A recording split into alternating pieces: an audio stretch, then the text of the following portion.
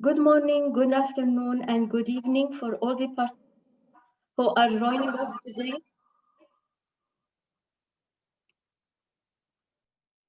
To attend the ISO joint UNIDO webinar on business continuity management systems.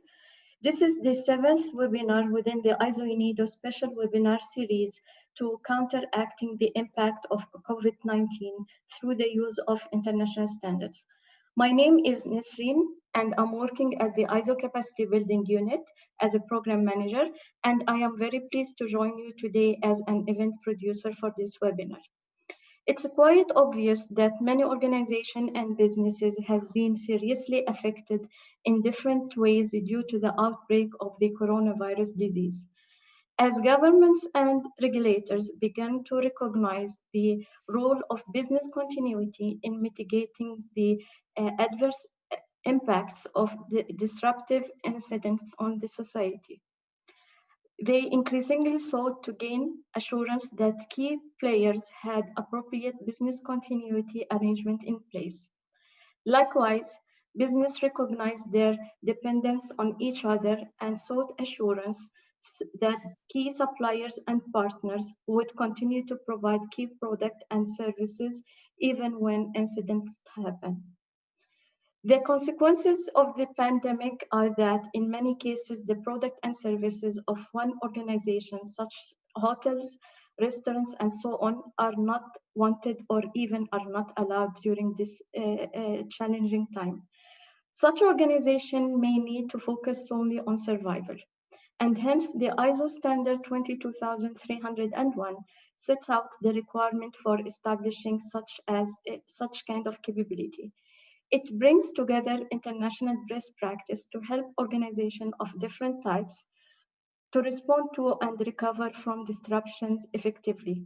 And this means reducing cost and less impact on business performance should something go wrong. We are going to know more about the requirement of this ISO standard on business continuity management systems more when our guest speakers deliver his presentation today. And now, please let me highlight for you some key housekeeping issues to be considered as part of this webinar. First, the webinar, as you can see, will be delivered in English, and we are providing simultaneous interpretations into French and Spanish. Kindly make sure to select the audio channel that you would like to listen to by clicking on the interpretation globe icon at the bottom of your Zoom screen.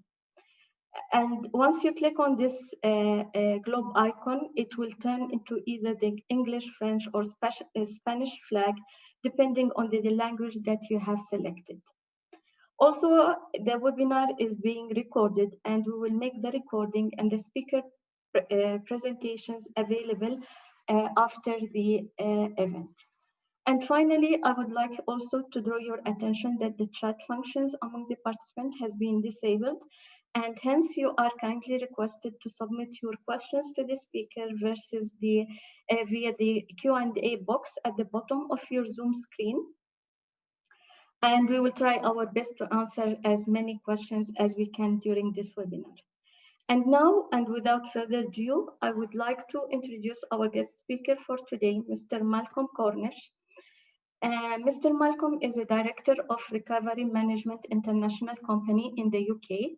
He is a specialist in business continuity management for more than 30 years and undertaking many major business continuity assignments. Developed innovative business continuity management techniques, methodology, and training.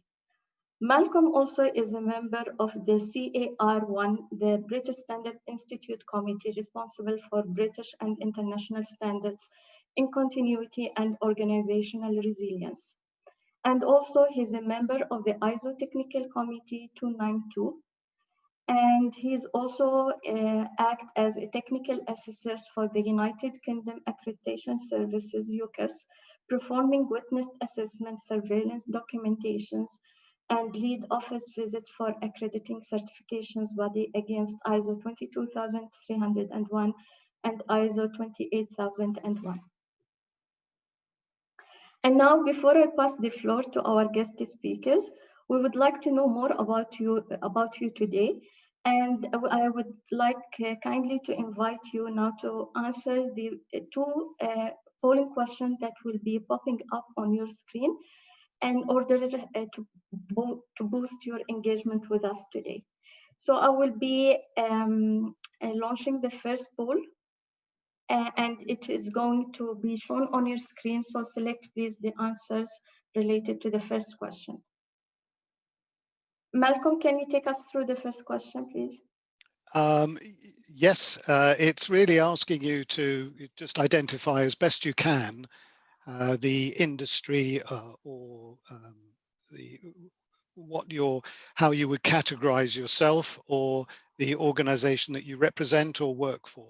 So there's a number of choices there, 2, 4, 6, 8. So if you could just indicate that as best you can, then that will give us an idea of how you categorize yourself. Nesreen, is it one or more option or just one? One option. One option. So just one of the options. You can see regulatory body, industry, conformity assessment body, and so on. Yes, you have 1 minute and we'll close the poll.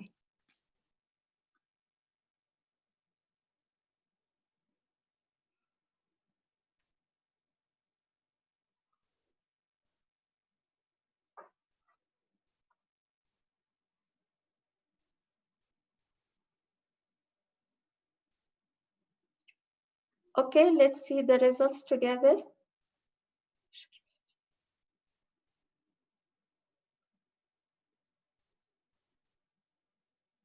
Malcolm, can you see the results? I can there. We've got, the most represented is industry commerce, which is what one might expect.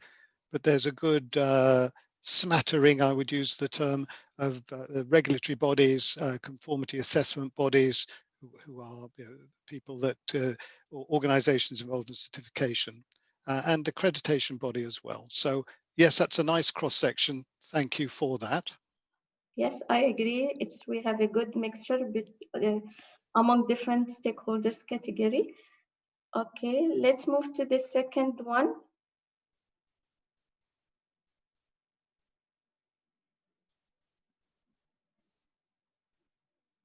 So we're going to do another poll, which is really just to try and get an indication of your experience with ISO management system standards. This will certainly help me to pitch the presentation at the correct level, so I don't emphasize points that are obvious to most of you.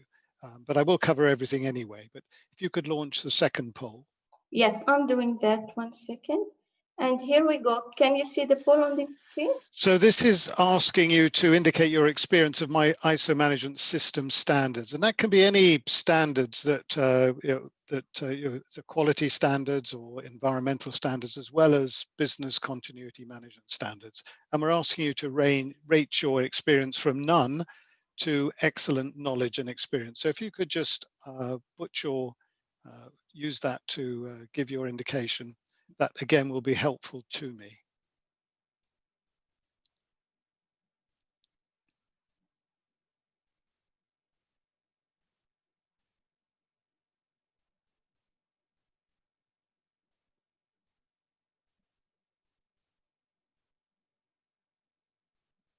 Okay. 10 seconds and we'll be closing the poll for this question.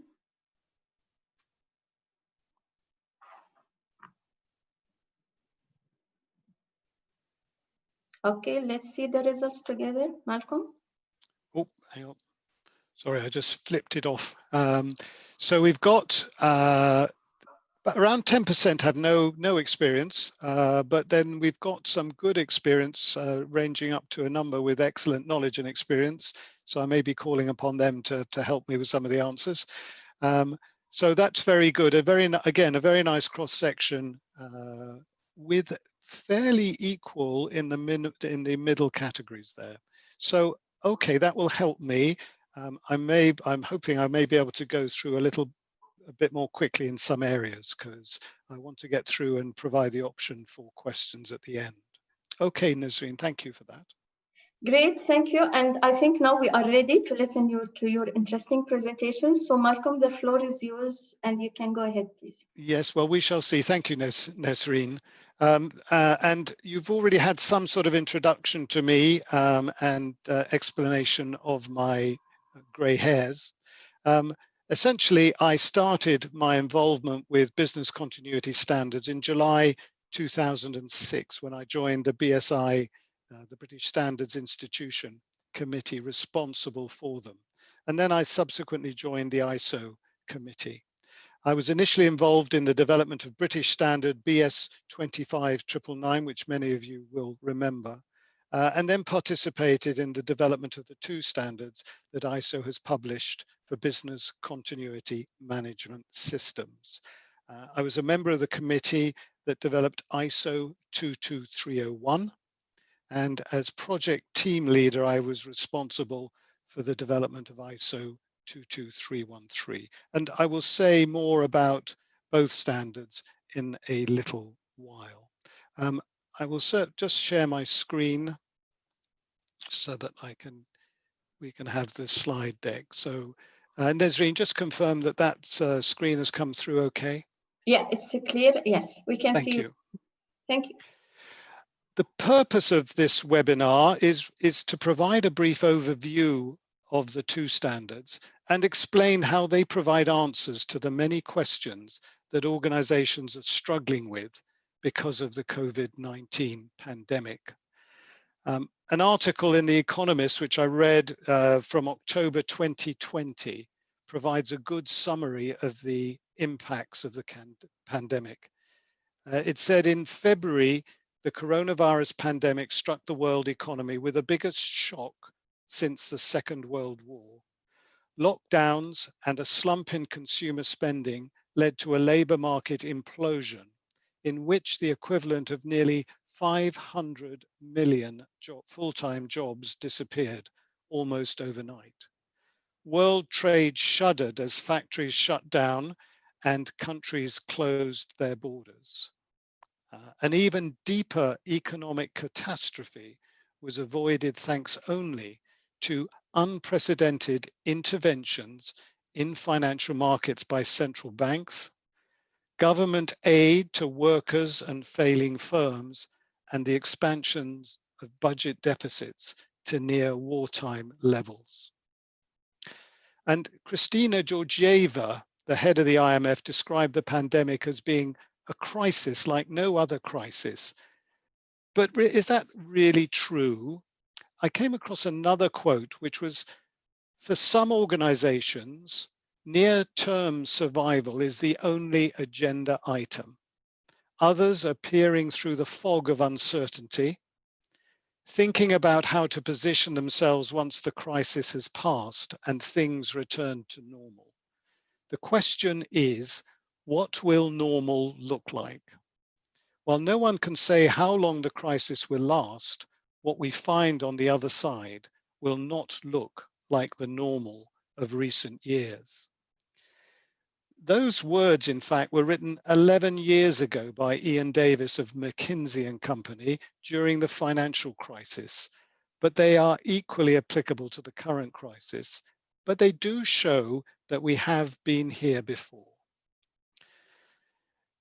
In any extreme situation, there will often be what are referred to as winners and losers. I'm not sure that I like those terms and that they have any application at the moment, but they do highlight the different effects that the pandemic is having. In a New York Post article dated September 2020, Noah Manser reported that the coronavirus pandemic had kneecapped the global economy, upended lives around the world, and devastated countless businesses. But the pandemic has helped some companies, even as it has hurt others. Consumers unable to travel or eat out can still spend money online, conduct a Zoom meeting with friends and co-workers, and play video games to pass the time. But the ever-present virus has motivated them to scrub their counters with Clorox wipes and protect their hands with disposable gloves. And some companies able to capitalize on these trends have boosted their bottom lines, while other industries are struggling to bounce back. So we're using Zoom today. Its revenues in the quarter May to July exploded 355% to $663 million, while its net profits of nearly $186 million were more than 33 times the $5.5 million it posted in the same quarter 1 year earlier. However, and I will return to this, there can be downsides even for the winners. Zoom has faced heat over its platform's security, which has grappled with a range of problems, including Zoom bombing attacks on meetings by uninvited guests. E-commerce and delivery services have benefited because when you're quarantined or locked down, you cannot even go out to buy food. So e-commerce is the only way to shop. In affluent economies, those who used to spend a lot of money on travel now have money to spend on new clothes, makeup, and gadgets in an effort to lift their spirits. So Amazon posted its biggest quarterly profit ever, with staggering revenues of nearly 90 billion from April through to the end of June, accounting for about half of all our online sales and roughly 14% of all retail sales in the US as of July. The good news for some is that Amazon hired an additional 175,000 workers in the spring, made 125,000 of those jobs permanent, and announced plans to add another 100,000 operations jobs. People will always keep on buying the medicine they need on a daily basis to survive, and with people also purchasing medicine for treating COVID, the pharmaceutical companies are expected to do well, as are companies involved in the manufacture and sale of masks, hand sanitizers, and disposable gloves. Reported a Malaysian-based Top Glove company, which is the world's largest disposable glove maker, saw its profits increase more than 400%, and on the back of record-breaking revenues of more than 1.7 billion. As Zoom found, though, the boom didn't come without growing pains, and Top Glove had a number of issues that it needs to address. In March, it issued warnings it struggled to keep up with surging demand, and US Customs and Border Protection officials barred imports from 2 of its subsidiaries in July over allegations that they used forced labor practices. Trying to keep ourselves entertained has resulted in increased demand for online services such as Netflix and Spotify. And interestingly, Peloton Interactive, which is a New York-based startup company, which offers high-tech stationary bikes along with online fitness classes, has doubled its membership in the last year to around 6 million. Even though there are several industries that have benefited, there are even more who are projected to suffer big losses or even cease to exist altogether. Without a doubt, one of the industries most severely affected is the travel industry, with air travel being suspended in most countries, borders being closed, tourist attractions being quarantined, and travel offices being temporarily closed. It's going to find it hard to recover. Taxi services, including Uber and Lyft, have also been hit very badly. Right now, we're not going to cinemas, theaters, concerts, and other public events, and artists from all over the world have cancelled their shows well into 2021. So the industry, the entertainment industry, is not making any profit today, but there are also talks about the pandemic changing it forever. And many restaurants have had to go into hibernation mode as lockdowns across the world forced them to close, and some may never wake up. Away from New York, many small businesses have been very badly hit. For example, in Africa, for many, small businesses are the only way they can make a living for themselves and their families. Clothes and cosmetic stores, tailors, hairdressers, beauty salons, photographers are not allowed to work right now, and it is not clear whether they will recover after everything is over. Another headline that caught my eye in March was that Ralph McTell decided to write a new verse for his legendary hit song, The Streets of London, which he first recorded in 1969, and which at one point sold 90,000 copies a day. The relevance to me in this context is that he identified his audience, which standards refer to as his stakeholders or interested parties, and considered their needs and expectations. To continue in standard speak, he then determined the best means of communicating his message of support, which was to write a new verse and get it out there. It is well worth listening to. More recently, Ralph McTell has again addressed the needs and expectations of his stakeholder audience. To mark Armistice Day, he released a centenary edition single of The Unknown Soldier. On the song, he's joined by Sir Billy Connolly, Sir Anthony Hopkins, and Liam Neeson in speaking roles. When you receive the presentation, there are links to these articles in that, so for those who are interested. And again, in a Forbes International article, there are familiar refrains, but this time with a message of hope that it's not too late to fix. Nesreen, I'd like to launch another poll just now, really to try and gauge from those on the webinar to indicate the impact that COVID-19 has had on their organization. So we're going to launch another poll where we're asking you to put down from extremely negative impacts to extremely positive impacts on the poll. So if you could complete that poll now, I would be very grateful.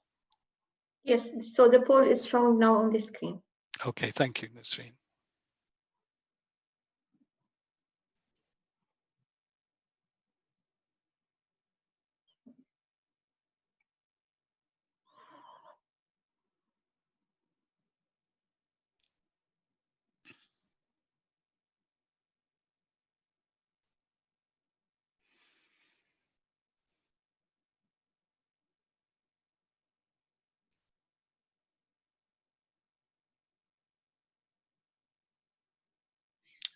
Okay, how's that going, Nesreen?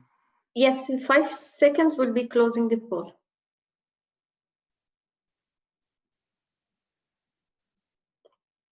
Okay, let's see the results together. Can you see the result, Malcolm? Yes, I can. What is the most is the some negative impacts there. So we've got 65% who have some negative impacts and 12% with extremely negative impacts. That's 3/4. So in many ways, that is what I would expect, that it's actually more organizations are suffering than those that have positive. But there are some positive impacts, and hopefully what we will run through in the next part of this presentation will be to deal with those negative impacts, but also take advantage of the positive impacts. So thank you, Nesreen, for that. Thanks, Malcolm. I think the real message for all of us from the headlines that I've gone through is that organizations need to identify the key changes to their context, the issues that they need to address as a result of those changes, and the risks and opportunities that arise from them. So how should they go about that? Which is where ISO 22301 2019 and ISO 22313 2020 fit in. I think as most of you will know from that earlier poll, ISO 22301 specifies the structure and requirements for implementing and maintaining a business continuity management system, whilst ISO 22313 provides the guidance. Clear as mud, I suspect, to those that are not familiar with management system standards, but I will explain more later. The current version of ISO 22301 was published in 2019 and the current version of 22313 was published in February 2020, so just in time for the pandemic. These standards are the two main ISO standards addressing business continuity management systems.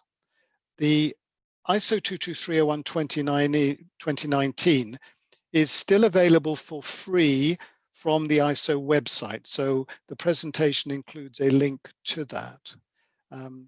The guidance document was available for free for a short time, but I don't know if it will be made free again. Maybe that's something that Nesreen could address later. But even without it being available for free, the informative sections of it are available on the ISO website. And those sections include some of the topics that I'll be talking about, including the explanations of business continuity and business continuity management.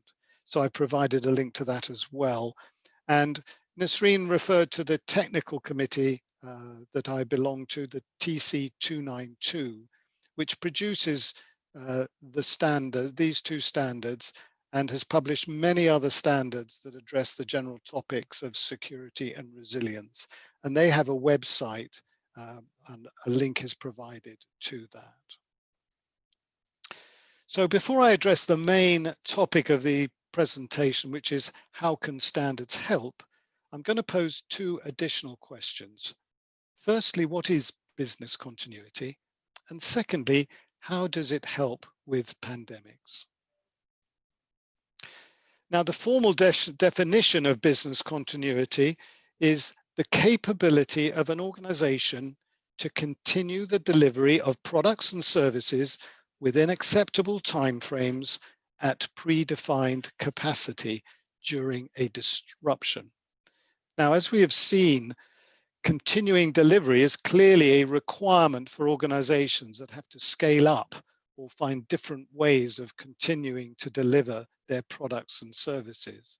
But the consequence of pandemics for hotels, airlines, restaurants are that their products and services are not wanted or even not allowed. Such organizations may need to focus solely on survival. Now, in the guidance standard, there's an explanation of the word business as an all-embracing term for operations and services that an organization performs to pursue objectives, goals, or mission. Maybe that explanation of the word will help organizations to determine what they have to do. Incidentally, ISO 22313, the guidance, uses the explanation of business to illustrate that the standard is equally applicable to all sizes of organization operating in any sector.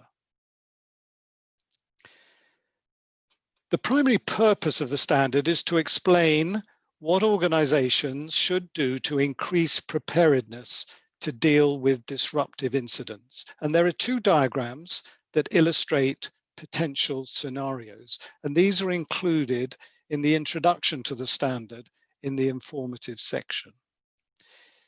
If the incident is sudden and overpowering and includes loss of facilities and services, that can be a real problem, particularly for organizations that do not have copies of vital data and have no means of constructing it. Organizations that have prepared will have put facilities in place in order to try and make sure that everything needed is available. As a result, they are able to respond quickly and decisively to mitigate, respond to, and manage impacts. The second illustration is quite different and shows how business continuity might deal with a pandemic. In this diagram, we see that early detection of the incident provides time for a controlled response, mitigation of impacts, and shortened disruption. And there will be many organizations that have implemented business continuity and thought about pandemics, but never envisaged that the effects would escalate as they have done and result in shutdown of the economy. For those organizations, many of the solutions that they put into place may not be viable in the current circumstances, but they are probably adaptable and should certainly give you a head start. But for organizations that have not already embraced business continuity, all is not lost. Please remember that business continuity is never about guaranteeing survival. It is more about increasing your chances and not relying solely on luck to survive. When it comes to an incident that has a gradual onset, such as the pandemic, there may be time available to catch up on preparatory work and for organizations to get lucky and be able to minimize impacts and survive. Taking action now may also be vital when it comes to dealing with the next phases of the pandemic and will also help with moving forward into the next normal. Looking at the slide, you will see the flattening of the dip, which is analogous with the flattening of COVID-19 cases that governments across the world are trying to achieve by implementing lockdowns to protect lives and healthcare facilities. But it's not only the pandemic itself that presents serious challenges. It has been reported that malicious actors are taking advantage of the current situation to attack the information systems of companies, organizations, and individuals. Studies have shown patterns of increased cyber activity that match the worldwide spread of COVID-19, with major attacks first reported in Asia, then in Central, Eastern, and Western Europe and the Americas.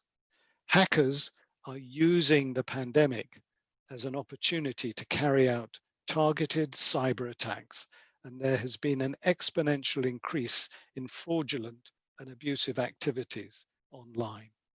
So organizations and individuals need to be on their guard, not only to protect against such activity, but also prepare themselves to deal with the consequences. Now, for those of you, many of you familiar with management system standards, and they're all structured around what is known as the plan, do, check, act cycle. I'll run through these very quickly, but it refers to the cycle of improvement that takes the requirements of interested parties and uses actions and processes to deliver, in the case of our two standards, managed business continuity. Looking at each component, planning covers understanding, which is looking at the needs and expectations of interested parties, recognizing legal and regulatory obligations, and deciding on the scope of the BCMS, the management system. Leadership enables management to demonstrate commitment, define policy, and establish roles, responsibilities, and authorities. During planning, management can set strategic objectives, establish guiding principles, and structure on the diagram refers to resources, competence, awareness, communication, and documentation. Now, the do element is business continuity management, which is the process of implementing policy, controls, processes, and procedures in order to establish business continuity. Checking, which is referring to monitoring and reviewing, is where you measure and evaluate the performance of the management system, report the outcomes, and identify any improvements that need to be made. And acting is where we maintain and improve the management system by addressing problems and issues, implementing corrective actions, making the necessary changes, and bringing about continual improvement. So I want to now look at the requirements set out in ISO 22301 2019, and these are the requirements that are explained by the guidance 22313 2020. The standard addresses all aspects of implementing and maintaining a business continuity management system. And what I suggest is that the key questions we need to answer are, how do we tackle the pandemic? Who will take the lead? What do we need to plan? What support will we need? How should we implement business continuity management? How do we evaluate our performance? And how do we keep improving? So firstly, how do we tackle the pandemic? As we have seen, the pandemic poses challenges that are both positive and negative, and every organization will be affected differently. Understanding the issues and knowing how best to address them will be key to an organization's survival and hopefully success. The standards identify the need for an organization to look at its context, but what does that mean? The context is both the environment in which the organization operates and the way it operates. Externally, there are political, regulatory and legal considerations, supply chains and relationships with other organizations, whilst internally, the organization needs to consider its products and services, its capabilities, and the communications channel available. At the present time, particular changes to the external environment include workforce restrictions due to the imposition of self-isolation measures, school closures, travel restrictions, closure of non-essential businesses, and potentially supply chain restrictions. And who are the stakeholders? Well, in deference to Ralph McTell, I'll look at this a bit more closely on the next slide. And the scope is where you identify the boundaries that need to be set in terms of products, services, locations, and activities. And there's useful guidance in the guidance standard. So who are our stakeholders and what do they expect? The organization owes a duty of care to people outside the organization, as well as in. If we look outside first of all, and there is another standard that may be useful to refer to, it's ISO 22330. We seem to love our 2s and our 3s and our 0s. So this is 22330. And that is guidelines for people aspects of business continuity. And it's those guidelines relating to the management of people affected by an incident and the preparations that need to be made. So in the context of the pandemic, it's a very useful standard to be aware of. If we look at the list of our external stakeholders, we see that it includes competitors, commentators, regulators, workforce dependents, and many more. And it's intended to give you an indication of what you should look for. The organization also owes a duty of care clearly to people within the organization or under its control. So there's a number of, that's another figure that helps to try and stimulate what we mean by that. So having identified your organization's interested parties, you can then move on to determining their needs and expectations.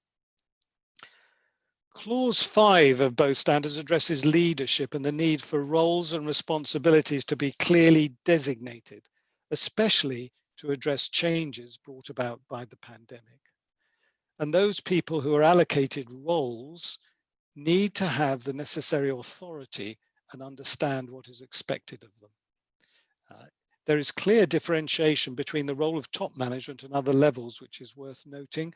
Top management needs to assign roles, establish policy, appoint persons to key roles, and make resources available, whereas other levels of management are expected to adapt processes, delegate appropriately, and get involved in management reviews.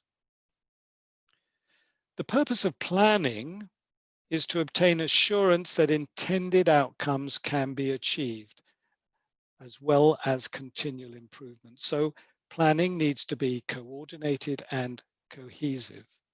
And this is where the standard refers to risks and opportunities and the need to determine actions for addressing identified issues, needs and expectations, and laws and regulations.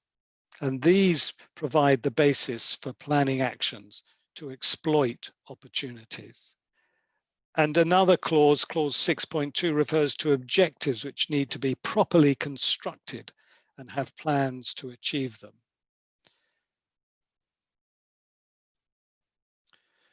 To have a good chance of surviving the pandemic intact, organizations will need a number of things, including sufficient and appropriate resources, good controls over external providers to ensure quality and availability, people performing key roles to have the necessary competence, and the workforce understanding what is trying to be achieved and the part that individuals have to play in that.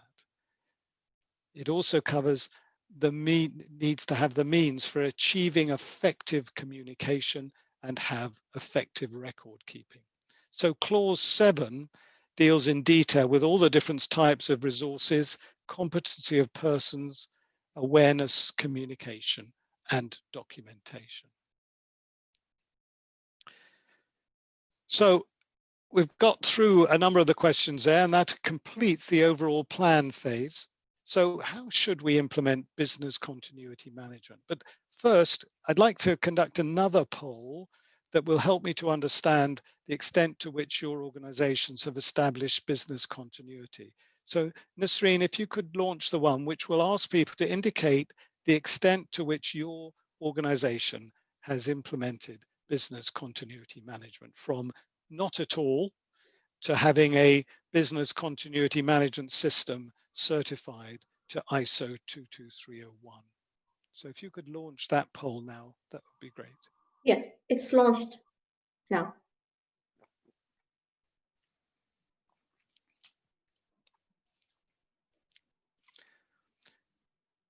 Again, this is not a very scientific poll, but it hopefully will give us an indication, and hopefully the questions are fairly clear.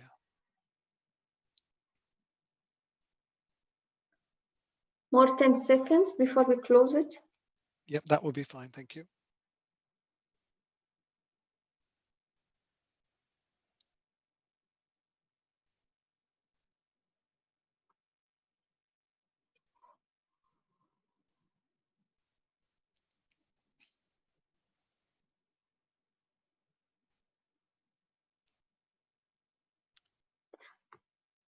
Okay. Yes. Here So we are. Sorry. So we have 5 respondents who've implemented ISO 22301. Excellent. Not at all is 22% and have made a start. So really we're looking at a split down the middle of those who've either done nothing or just made a start at it. But there's an encouraging in excess of 50% who have business continuity, but in place in some shape or form. So that's very, very positive. Now I'm conscious of time, and I've got a number of more slides to go through the business continuity management element. I will go through those fairly quickly, so I apologize if I don't spend as much time as I might otherwise.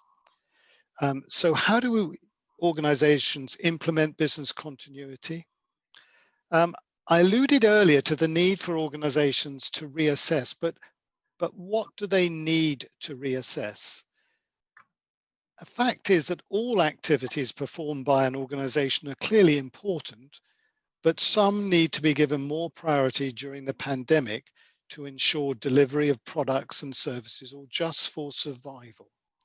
The purpose of the business impact analysis is to identify the organization's high priority activities based on the need to continue them in order to avoid unacceptable impacts that may lead to business closure. So in the current circumstances and with everything that has changed, priorities may have also changed. So during the business impact analysis, the organization needs to determine the adverse impacts that would arise when activities are stopped and use this information to identify its priority activities. It can then focus on these activities and their dependencies. And the next step is to identify a range of strategies for protecting and recovering the priority activities and implementing structures and procedures that will enable them to be resumed when they are disrupted. Clause 8.4 addresses plans and procedures, but it's not just about documents. If the organization is to respond swiftly and decisively to the pandemic, it needs to identify as quickly as is possible people who will perform key roles. So creation of a suitable team structure and selection of suitable team members, it will enable the response to be coordinated and effective. Organizations that have already created a response structure should be able to use it to respond to the pandemic, even if the structure needs to be adapted to accommodate its reality. In an ideal world, for teams to respond effectively, the team members need to have pre-written procedures that provide the information they require and the actions they should take. And the procedures need to address all aspects of the organization's response from now through to returning to the new normal. Warning and communication is a really important element. So because handling initial communications effectively from the outset makes a huge difference, but it can only be achieved if the organization is clear on what, when, with whom, and how to communicate, and who will be responsible. The clause responding to incidents also covers key elements of responding when business activities are disrupted.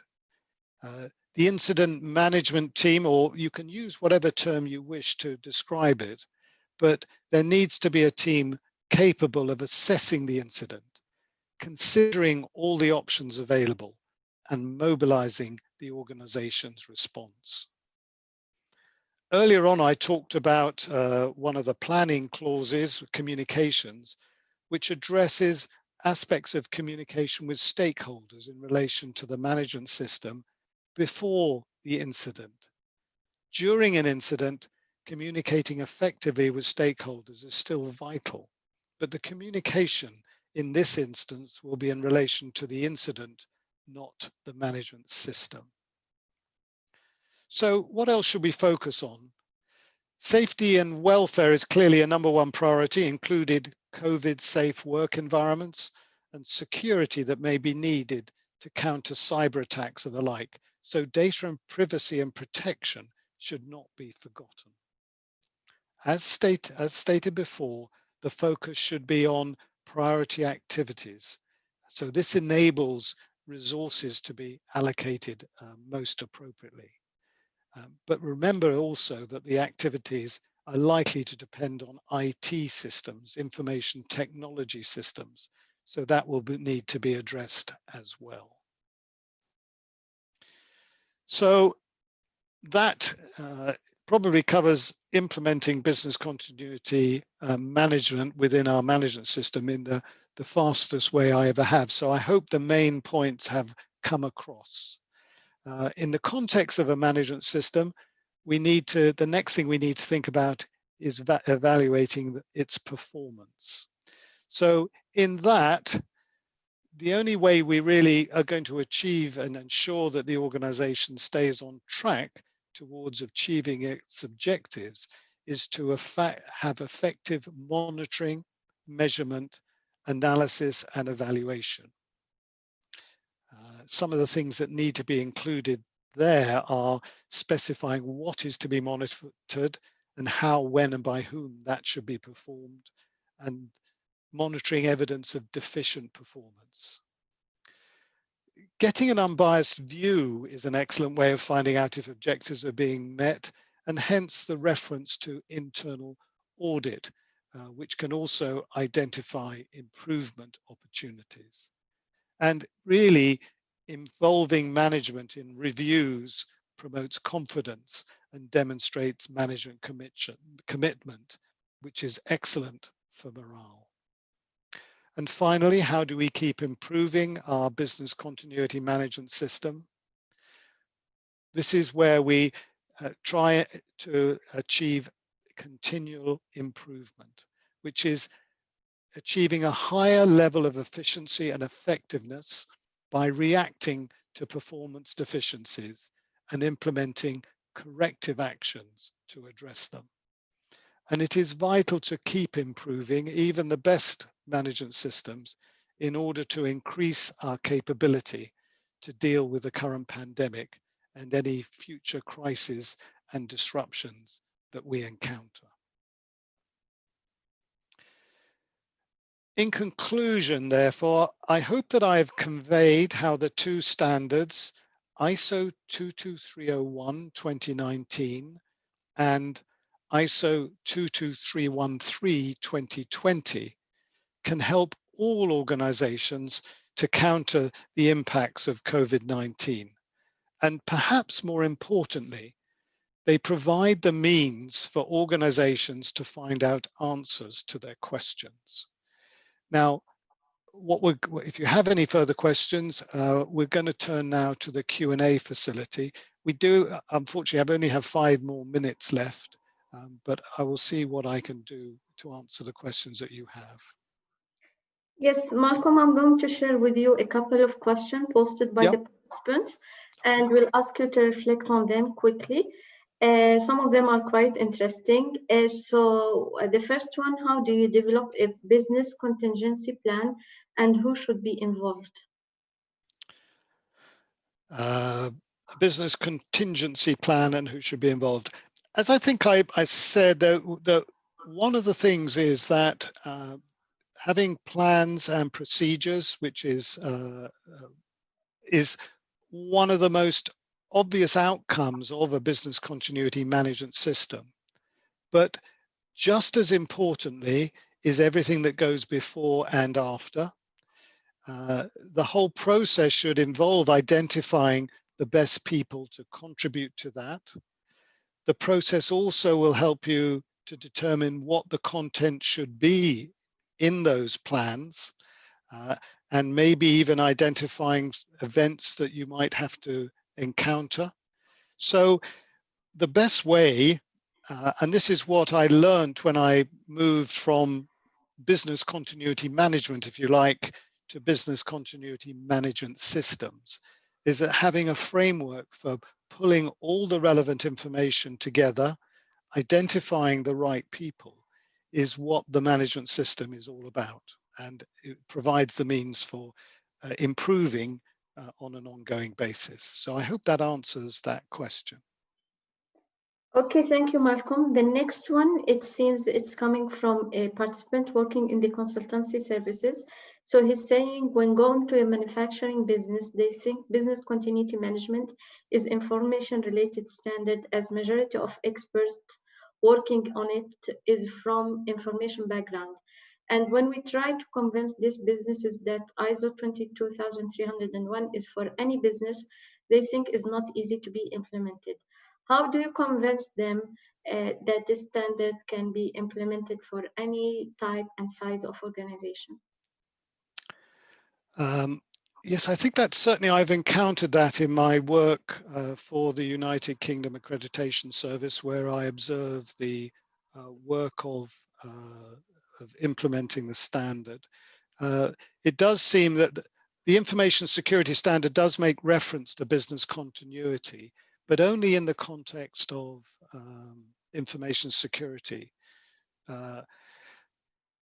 How do you overcome it and convince people that it's relevant? I think that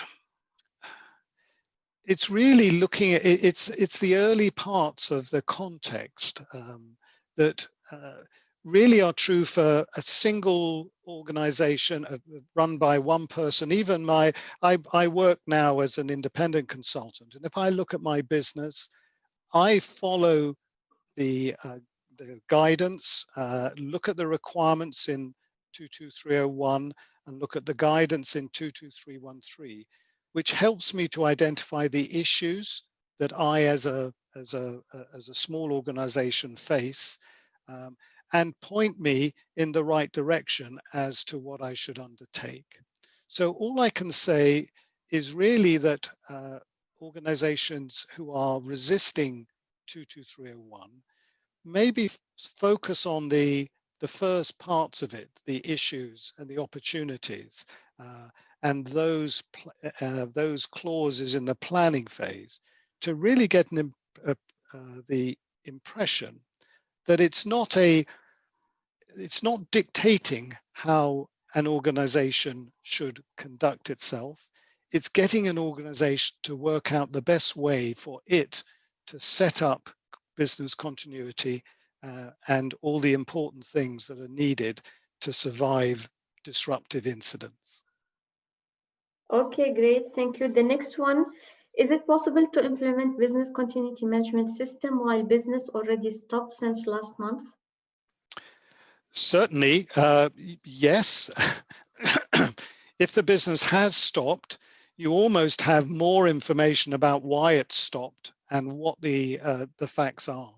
So again, looking at your environment, looking at your stakeholders, what are the key things that are affecting them? And is there anything you can do about it? So again, it is looking at the context elements, risks and opportunities, and making a start there. You probably also, from a response point of view, and clause 8, the do section, or the business continuity management section, is all about actions that you should take when you are in an incident. And we are, no doubt about it, we're having an incident going on around us that has been gradually building up from its early beginnings. And we can see waves of action happening. So we have plenty of opportunity to look at that clause to see what sort of communications we can make, how we can respond, what security and health and safety issues we need to think about. So certainly do look at it. It's not too late, and there is some very good material in both standards to help you address the challenges. And the next one, do you think that COVID-19 incident experience can be an inflection point for organizations to take up and formally look at ISO 22301 certification? My fellow professionals, I suppose, in business continuity, one thing we notice is that when there are incidents, it immediately raises the profile of the business continuity management principles and importance. So for me in the UK, when we had IRA bombings, then and companies were affected there was increased interest, but as the memories fade, it tended to disappear. So the same, I think, has happened with COVID-19. In many ways, it has been more difficult than any other sort of incident that we've encountered, because of this element that the focus of business continuity up till now has been how can we continue to deliver our products and services. Whereas, as we have seen, sometimes the products and services aren't required. And therefore you have to adapt and identify new products and services that you keep you going. Or if that's not possible, just focus on survival so that your organization can meet its business objectives. So to answer the question about whether it's likely to make uptake more, I think it will, because it has been so long lasting and people have experienced it. It is a great opportunity for those who practice business continuity to recognize the benefits, and maybe its impact, the effect of the pandemic will mean that there is more interest for a bit longer.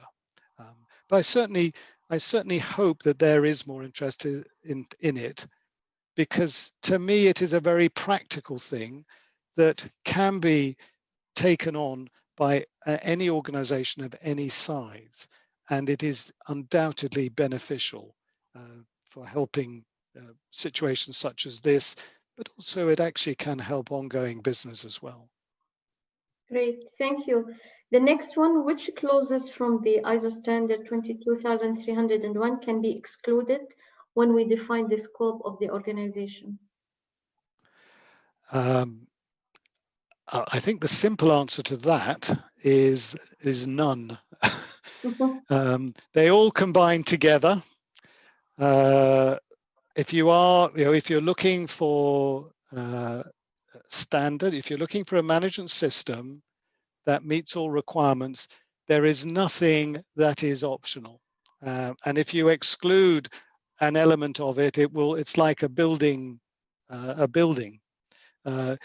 Which parts of a building are optional? If you don't have any stairs in a building and you've got multiple floors, then you're going to find that it's a pretty difficult place to work and get from one place to another. So the simple answer is there aren't any. Different organizations may have more focus on some aspects of the requirements than others. Some, I can't think of any offhand, but some may not be applicable, but then that would have to be justified. You'd really have to convince anybody that's looking at it that not applicable is justified. So as I say, the simple answer is it's all there. It's not necessarily a huge job to implement everything, but the principles that are in all the requirements are there for a very good reason and all build together to provide something that is worthwhile and of value. Thank you, Malcolm. And the last question before we close this webinar, do you still need to implement this standard if we already implemented a shared value strategy? I'm not quite sure that I understand a shared value strategy. I know that in my industry, we have lots of terms that we use that within it we understand, but I don't understand that term, so I find it difficult to answer that question. Okay, great. So I think we reached to the end of today. Still, I can see a lot of questions are posted. We'll see if we can send you the answers that you have posted through emails after the event. So by that, I would like to thank you very much for your attendance today and for the interesting questions that you have been posted. Also, I would like to thank you, Malcolm, for your interesting presentations. And thank you also for the interpreters who have joined us today to provide interpretations to different languages. As we mentioned, the recording and the presentation material will be emailed to you after the events. And also, I would like to take this opportunity that next year we are going to have a set of activities around the implementation of the ISO standard 22301. So please keep watching our website where we will provide, it will be virtual activity online workshops on the implementation of these standards. So thank you very much again, and we look forward to seeing you in future ISO event. Thank you. Thank you very much. Thanks.